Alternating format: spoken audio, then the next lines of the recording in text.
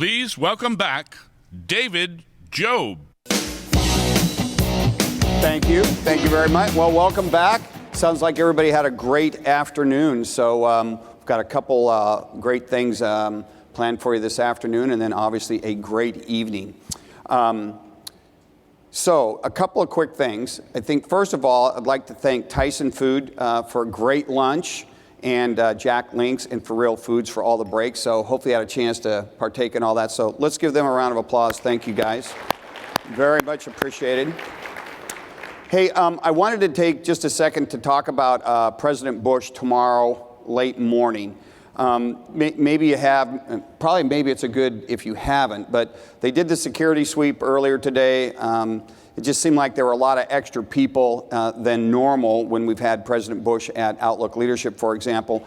But apparently security seems to be heightened quite a bit based on things going on around in the world and a couple of things just going on. So that probably makes a lot of sense. So listen, so it's just going to be very tight tomorrow. So make sure you have your name tag, your badge, because that is what is going to be able to get you in and out of the room. So keep that close by. Just make sure you have that. You gotta wear that. That's going to make sure you get in or you don't get in. So I just wanted to give that as a little heads up as we prepare for tomorrow. It's going to be a lot of fun.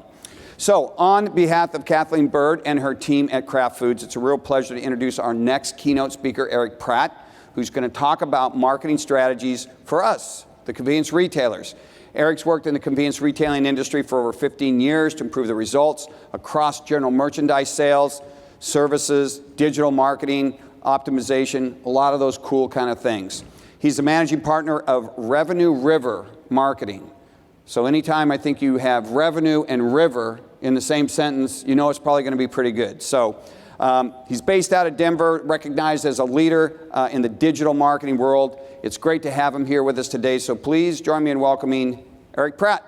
Come on out here, Eric.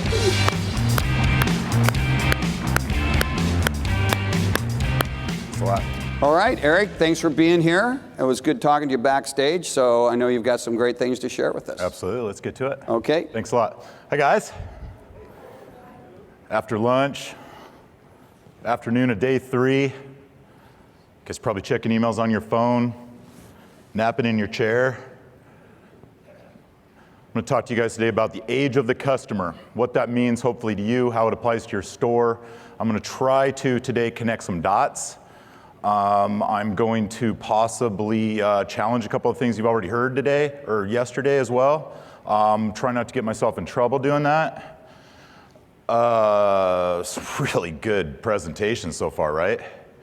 Really good presentations. I gotta say, CSP, CRU, this is an awesome conference. I mean, CSP, been really, really good to everybody, treat everybody right. It makes it easy for me to come up here and do this for sure. So how about we give a little CRU, CSP a round of applause.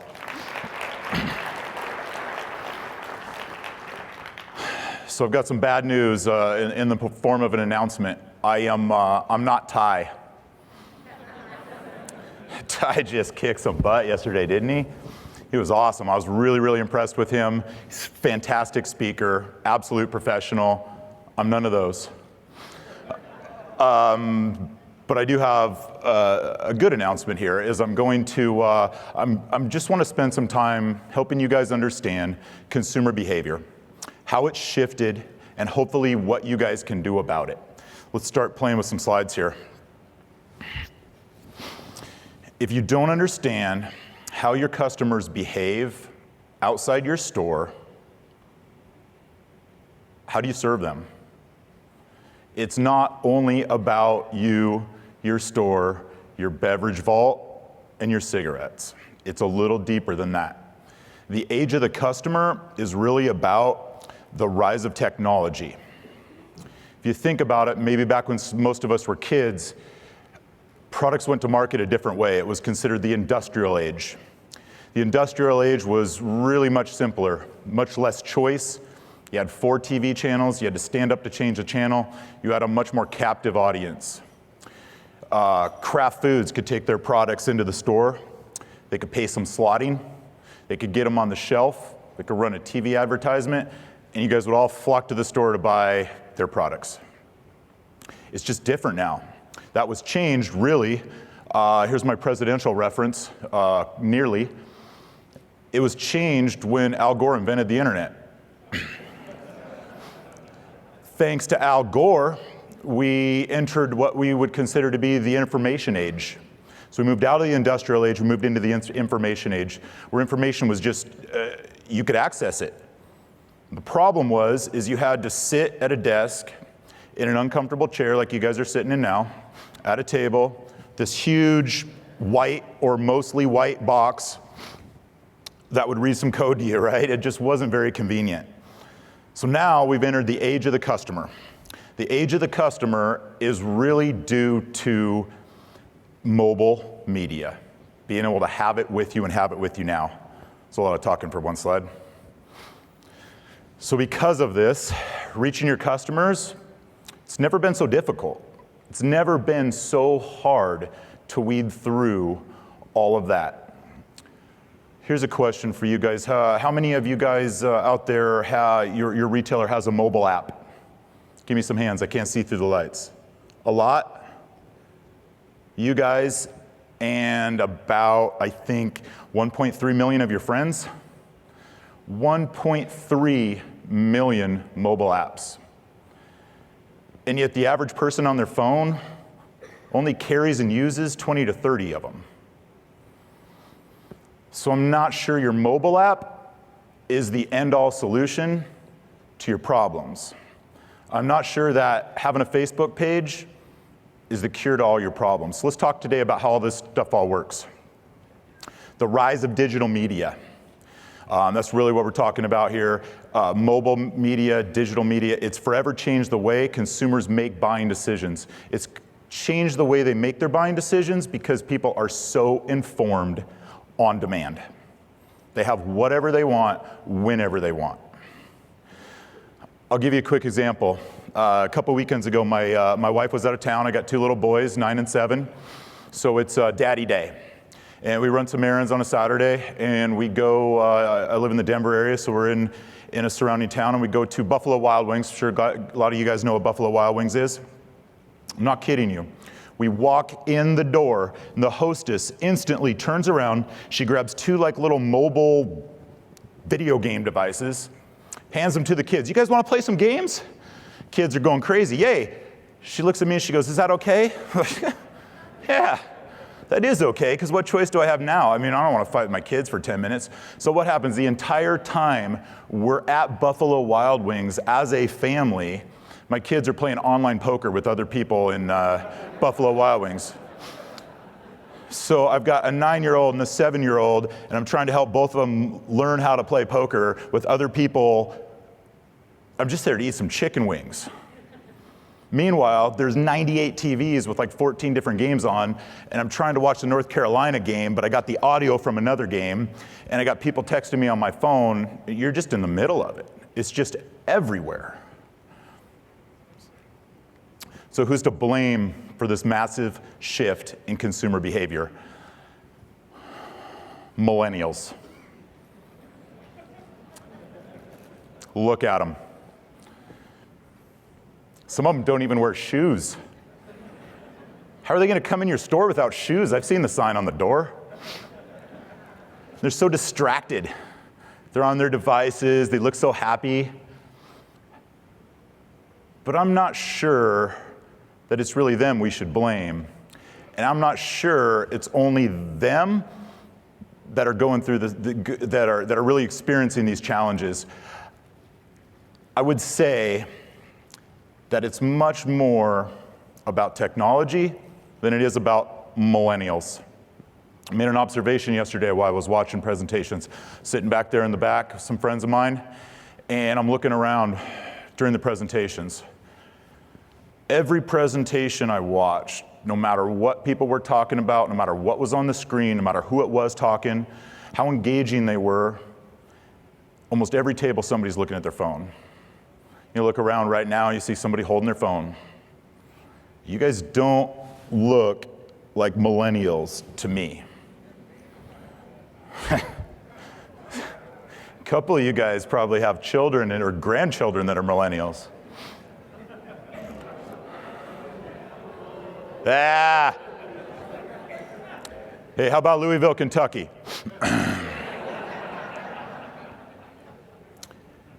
This will make you feel better. Even grandma and grandpa are doing selfies. See, millennials aren't the only ones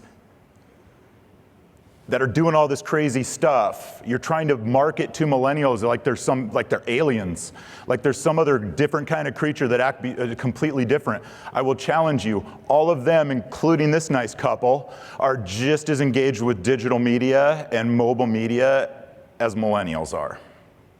The difference is millennials are completely native to it. They grew up with it. For us, it's learned behavior, right? We got to figure out how to use that stupid smartphone. It's totally different from millennials. That's really the only difference. There's a stat on here. 12.4 million people, 55 and older, joined Facebook last year. It's an 80% increase in the demographic. Welcome to the party, Grandma and Grandpa. How old is Facebook? So why the older generation is joining Facebook still, the younger generation, the people that you might be trying to market to with your social media advertising campaign on Facebook, they've already left Facebook. Why? Because Facebook's not cool anymore. Why? Because they got to see that picture on their news feed.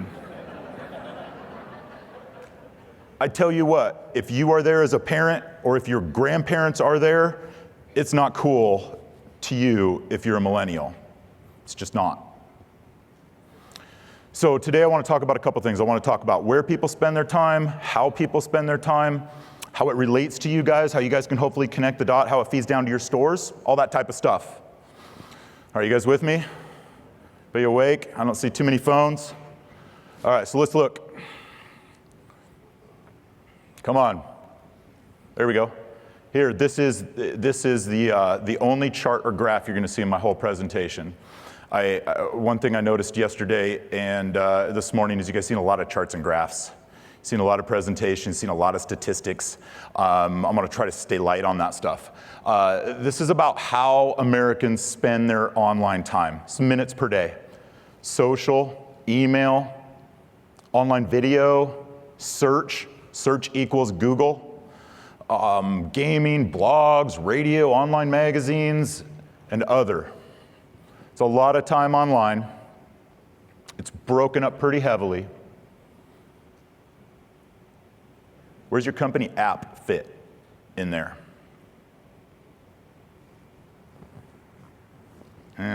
Other? Social networks?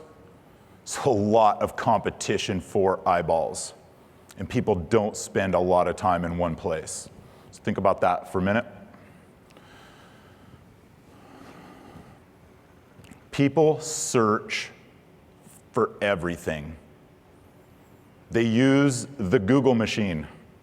It's this magical machine where you put in a word and it spits you out something you're looking for.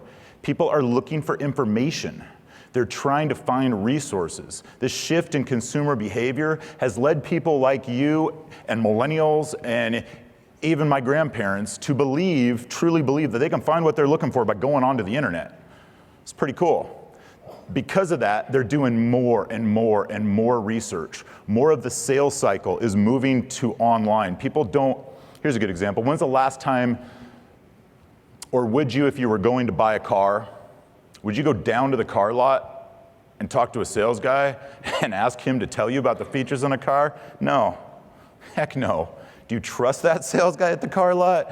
I sure don't. You know what I'm going to do? I'm going to go read a ton of consumer reviews. I'm going to get online, I'm going to search my butt off, and I'm going to figure out why this car is better than the other car, and I'm going to show up at that lot knowing exactly what I'm looking for.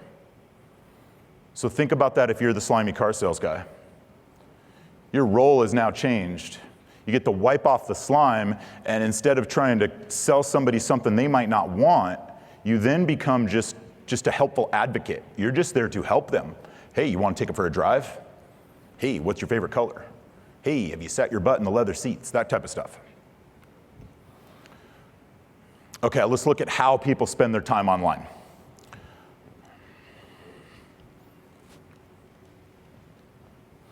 People are busy. They're on the go. You know who this guy is? Busy businessman. Everybody knows busy businessman. Probably 70% of you guys in the audience are busy businessman. You're in a big dang hurry. So because of this, you spend a lot of time on a mobile device. The average American spends almost 2 hours per day on their mobile device. Those could be in 1 minute, 30-second increments. All day long, 10 hours a day, you're on your phone every chance you get. Even this monkey is on the phone, as you can see. Think monkeys are stupid? Try this.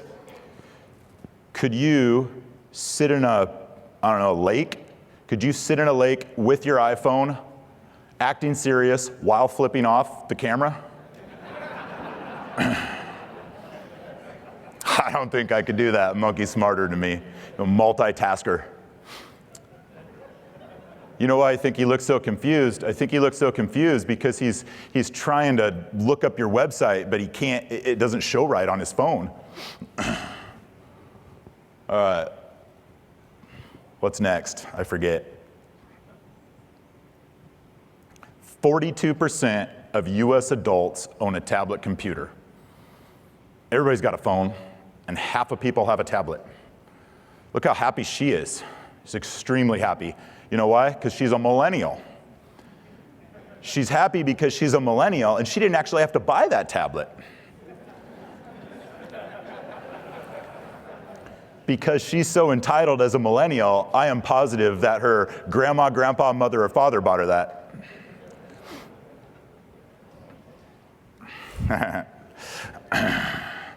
Okay, move this forward a little bit. So how does this translate to the store? How does all this stuff connect to anything you guys would care about? We talked about how, we talked about where, and this is kind of the so what, the why. Here's kind of a cool stat I think you guys can think about for a minute. 89% of internet users search online before they make a purchase, even when, especially when, in your guys' case, that purchase is made at a local business. Dang, that's a big number. It's almost like the internet connects to the store. 5.9 million searches a day on Google. 89% of people will search for something like that car example I gave earlier before they go into the local business. Does that mean that people are getting onto Google and searching, does the Jiffy Quick Stop Trip carry Mountain Dew? Probably not. It's probably a little bit different application for you guys. Point is that people do their research online. They find information online. Back to that chart earlier with all those amounts of time that people are spending. They're spending all this time. Are they finding you? Are they discovering you? When they do find you, do they like what they find? When they do find you, do they have a positive impression of your brand or not?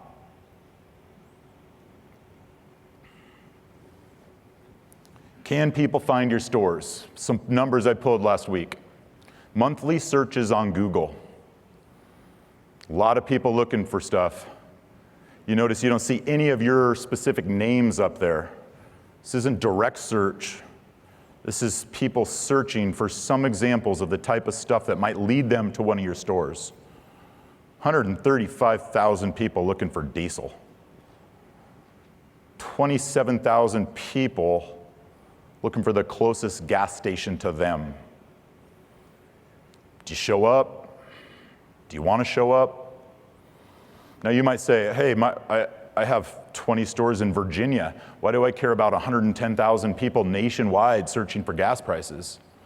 Well, a share of those people, I promise you, are in Virginia.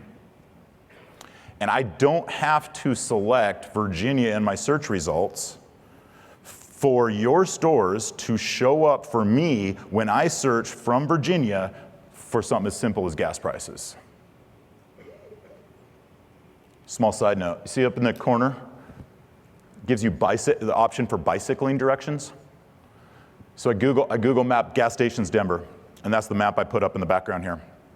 So you can see some stores around there. My office is down by that Shell station on the very bottom. Bicycling directions. Here's the power stat of the entire conference for you guys.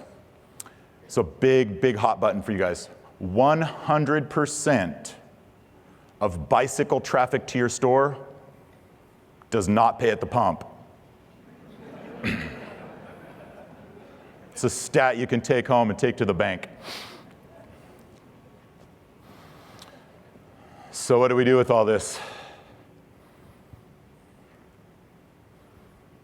Been here before. I've had a little bit of experience in your industry. I have done special orders for beer and wine to stores when I was in college. Worked for a non-alcoholic bottling company for years, calling on a lot of you guys. A lot of you guys out here remember me from my years at Pugs, doing national sales for them and stuff of that nature. Since I founded my marketing company in 2009, I've run into this many times. It's why I can read the rest of your minds. We should be online. I got a great idea. You leave this show, you're inspired, you've seen all these conferences, you're gonna go back and you're gonna say, I got it. We'll get our IT department to build our website. Anybody out here had their IT department build their website? Liars. Maybe we'll get an intern to manage our social media. Maybe we'll take Barbara out of accounting. She took a social media class in college. She's young, she's a millennial. She can do it. Let's have her manage our Facebook and Twitter. But there's a problem. The problem is many of you are not ready to be found online. Now, there's some really good retailers in this audience. I've seen a lot of your websites. There are some absolute best practice examples out there of how to do this right. So this message is really for those of you that just haven't gotten the game yet, for those of you that don't have something worth finding. The message is, bad assets come from bad skill sets. Your IT person's core competency is not responsive web design. They're an IT person. Your social media person that you assign without really any experience is gonna do it wrong. They're gonna post pictures of kittens.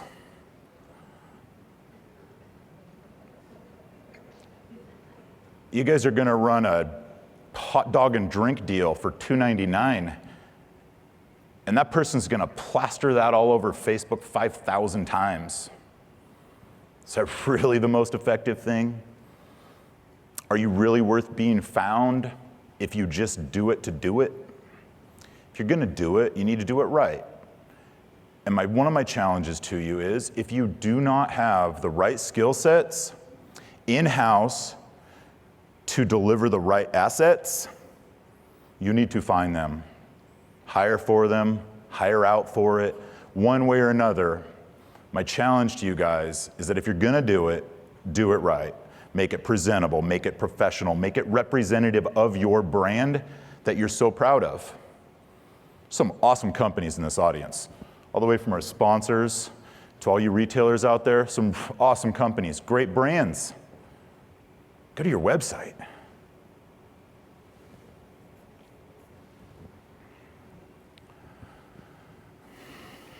Got a website example story for you. Try to tell it without swearing. My wife wanted to go to dinner with her sister and her husband. So we line up a dinner for like a Friday night. After work, I'm trying to get my stuff done. I know I have to get out of the office because I got to go into Denver. And I don't like to go into Denver because I don't like people and I don't like traffic. And speaking of people I don't like, my brother-in-law and I just don't. He's just a different kind of guy than me. So dinner set up, tell my wife, if you want me to go to dinner and you want me to be there on time, you better get it on my calendar. I know some of you can relate to that. If it doesn't show up on my calendar, I swear I won't make it. And it won't be my fault because you didn't put it on my calendar, right, honey? Right. So trying to get out of the office, employees leaving, stuff like that. I know I got to get out of there. Of course, everybody gets hung up on something. So I get out the door a little bit later than I plan. Jump in my car, no problem. Click on my calendar invite. Click on the address. Click route. Click start. I'm gone. I'm going on my GPS on my phone, right? My wife texts me. At this point, I'm already sitting in traffic. I'm already semi-irritated. Plans have changed. New restaurant, different address. Oh, brother, what's the name of the place? I don't remember the name of the place. I couldn't actually pronounce the place correctly. I think it started with an E. So she tells me it on text, but I don't think she spelled it wrong either. So what do? Stop my route. It's going to cause a demonstration. Get out my phone. I'm going to use Siri. Siri, I need to find blah-bitty bar and grill. Hands-free-ish. Siri can't help me.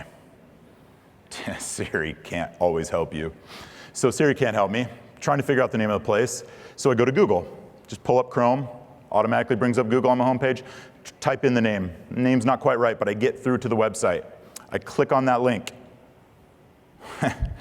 Pull up their website, and it's like as big as my thumb on the corner of my screen, right? The whole thing's over here. It doesn't make any sense. So what do? You guys have done this. Whoop, whoop. Zoom it up, zoom it up. Now what do? You zoomed it up, and now it's everywhere, and you're trying to locate where stuff is. All I needed was a phone number or an address. And I swear to you guys, for 7-8 minutes, driving in traffic, stopping at stoplights, driving with my knee, doing this whole deal, I couldn't find their phone number or their address on their website. Turns out their address was a drop down under their About tab to Location tab. And on that page, I found their address, but then what? I couldn't click it. I'm driving, guys. All I want to do is click on the dang address and map myself to my destination. So by the time all this goes down, I'm just completely irritated. By the time I actually get to the restaurant, it turns out I was only a few minutes late. Everybody else is there but me. The restaurant actually benefited because now I need a double when I walk through the door instead of just a drink. So they made more money. I feel like I rewarded them, but I don't want to go back to that restaurant. They really irritated me because they didn't understand me, their customer, and really understand what I'm looking for. Looking for the same thing all of your customers are looking for. Some convenience, right? Just make it easy on me. Help me find your website. Help me find your phone number. Help me find your location. Don't torture me. It hurts. It's painful. Okay. Here's my Speedo reference, guys. Before you jump in, you have to build the foundation. I think I hammered that home a little bit. You have to build the right foundation. You have to be worth finding. So now this last part of this presentation, I'm going to just go through a couple of the elements and talk to you a little bit about how to reach and attract customers in a mobile world. The mobile world that we're living in, this age of the customer, if you will. Everybody's on the fly, everybody's on the go, everybody's in a hurry, everybody wants it now, whether you're a millennial or not. How do you reach people? How do you stand out in the noise? Some of you guys probably know this author. He's one of my heroes. His name's Seth Godin. He's written a bunch of marketing books. I highly recommend all of them. They're super easy, foundational, principle-based reads. One of my favorite books he ever wrote is called The Purple Cow. Anybody ever heard of that? Purple Cow? A couple of you? Purple Cow is an awesome book, right? You guys know the concept of the purple cow? So Seth and his wife go on vacation to France, and they're driving through the French countryside. Gorgeous. They're looking around, and they see dairy cows. Oh, Seth's from the city. Dairy cows, gorgeous. Love these dairy cows. They're awesome. Cows, cows, cows. Oh, look at all the cows over here. Look at all the cows over there. Well, after about 2.5 hours of driving through the countryside, those herds of white and black cows became a little less interesting. They weren't oohing and aahing over the 48th herd of 1,000 cows. It had lost its luster a little bit. It's a lot like the earlier part we talked about. There's 1.3 million mobile apps. There's all these apps, and once you've seen them, you've seen them. You just drive by them. So the concept of the purple cow is, how do you stand out in that crowd? So Seth, with his marketing mind, starts thinking about all this. He's driving along because he's got a long drive ahead of him, and he comes to this conclusion, and he sees all these cows. It's like, how does a cow stand out? Well, I bet if one of those cows was bright purple instead of black and white, it might stand out in the crowd. Then I'd go, oh, honey, look, a purple cow. So that's the concept here of what we're trying to do, is with all this noise, with all this digital media, and with all this distraction, how do you guys as retailers get your brand out there? How do you get noticed? How do you get people to stop? Maybe not buy, they're not gonna buy something from you on social media, right? But they can form a positive brand impression. The first thing you have to do is build a website that properly showcases your business, no matter what device people are viewing it for. Little shameless self-promotion and plug. Tomorrow morning, I am doing a breakout with Kevin Giles from Western Convenience Stores. We used his business, Western, as a little bit of a case study. For the last 6 months, we've put together the puzzle. We've implemented all this stuff, and we've got some really cool results, some stats, some lift, if you will, some trackable. Imagine this. Stop, wait for it. We're going to prove attribution for social media. So first step, build a website. Build a website that serves people. Build a website where they can find your phone number or find your location on their phone. Once you have that foundation, you can do some pretty cool stuff. You can actually target new customers. You can use your Google machine, implement on it a sound SEO strategy, and get found for cheap gas prices and diesel and closest convenience store and things like that. For people who might not know you yet, it's an opportunity to introduce yourself. It's an opportunity to be found where you're currently not being found. As we talked about earlier, there's a lot of searches out there. There's a lot of people looking for that stuff. Help them find you. Publish blog articles to inform your customers. I think probably the blog is the most confusing, misunderstood, non-prioritized element of a sound online marketing strategy that most of you probably just gloss over as like, blog? Why would I want to write a blog article? What's it all? Who's going to read my blog? Your blog is a place for you to answer questions. It's a place for you to inform your customers and prospective customers. If you take an approach to being a non-promotional resource to people, if you help them with no expectation of something in return, you'll be amazed at the results. Your blog is an absolutely pivotal piece to that if done right, because that content is going to connect and it's going to spread into so many other areas of your campaign. Social media. You can then use social media as another cog on the wheel, not as a standalone, some mysterious standalone solution that after 2 years of posting on Facebook, you can't understand why you can't attribute a single customer to social media. This morning we were at Breakfast Roundtable and we talked a little bit about social media and the challenges that it poses. I was at CRU 6 or 7 years ago. I saw a lady stand on stage like this, and she was tremendous. She gave a fantastic, tie-level presentation on social media. And I saw a lot of head nodding out there in the audience. You know, people were engaged. It was really, really powerful, really good statistics. But at the end of it, I wondered what you guys were all going to do with it. I wondered if you were going to hire Barbara from accounting to slide over and do some social media posting for a couple hours a day. I wondered if you guys would be able to connect the dots. And what I heard at the roundtable this morning was that people are still having a hard time connecting the dots between your business and your stores and social media. There's still a little bit of a chasm there. There's a little bit of a gap there. One thing to remember, social media is not about banging people over the head with promotion.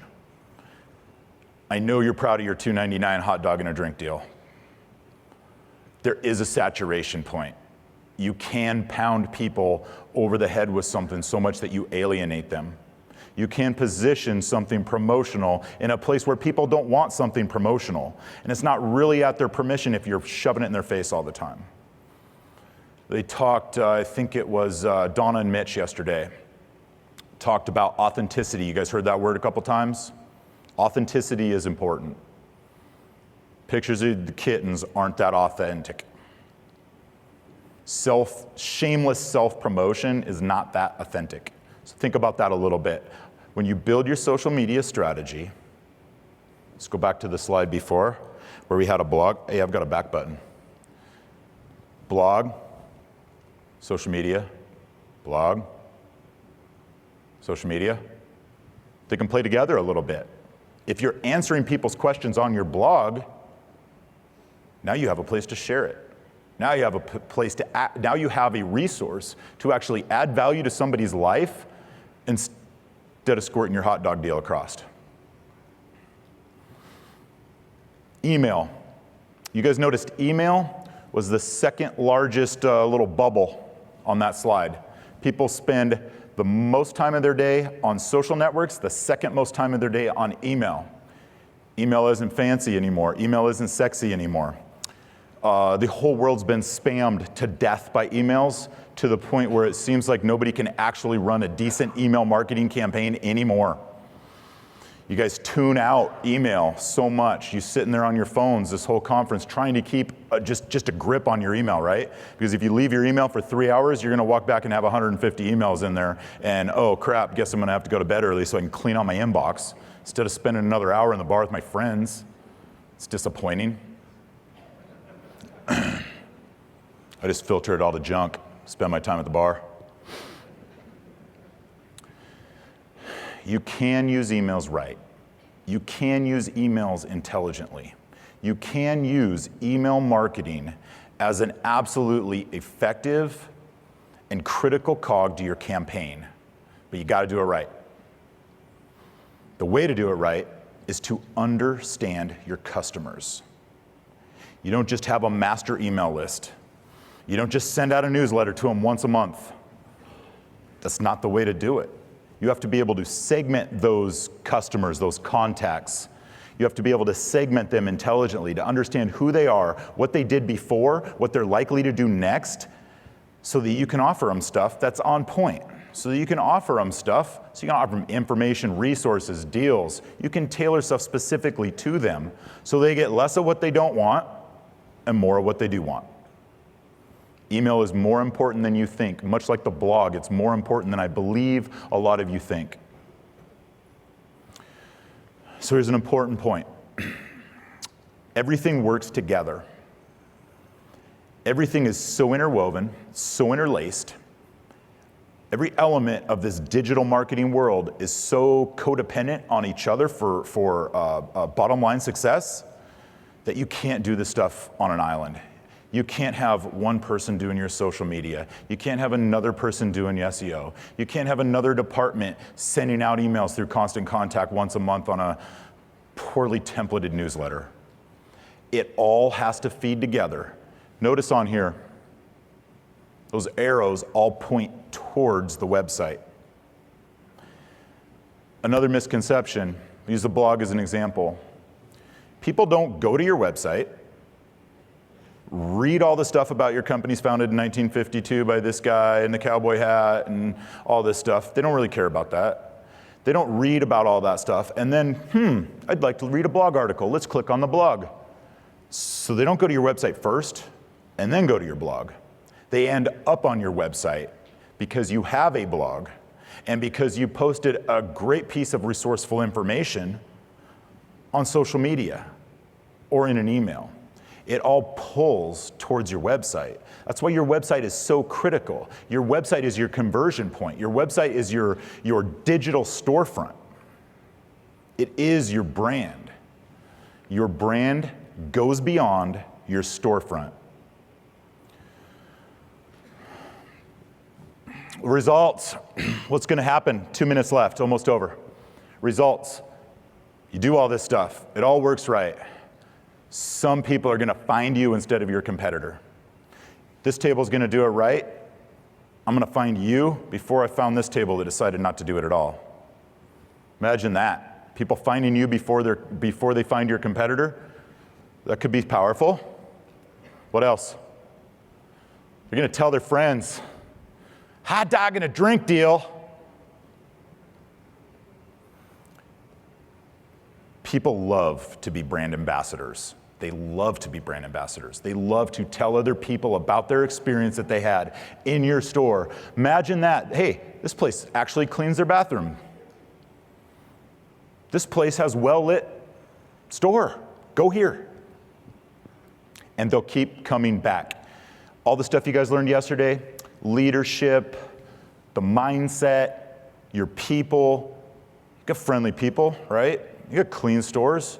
You guys have some good stuff going on. Once people find you, they're going to tell their friends, and they're going to keep coming back because of who you guys are. Once they discover you and they like what they see, things will change. And you'll jump for joy, just like this goat. It's higher than I can jump. So what do you think, guys? This makes sense? A little bit? No? I saw you shake your head no. Yeah. Okay, it was one of these? Okay. Thank you, guys. I really appreciate you giving me some time to talk today. I look forward to talking to all of you guys. Well, thank you very much, Eric. I love the goat jump. I didn't know. Do you like the goat? Yeah, I didn't think they could jump that high. I know. It's yeah, my favorite part. So tomorrow you have some actual case study, and you're doing an innovation forum, so that will be very good. So we are, yeah. Anybody that wants to see maybe a little bit more detail, some of this actually in action, Kevin and I are going to spend about an hour, I think, whatever the breakout is, going through everything we did for Western Convenience, how it all works, how it all ties together. Very good. Another round of applause for Eric. Thank you very much.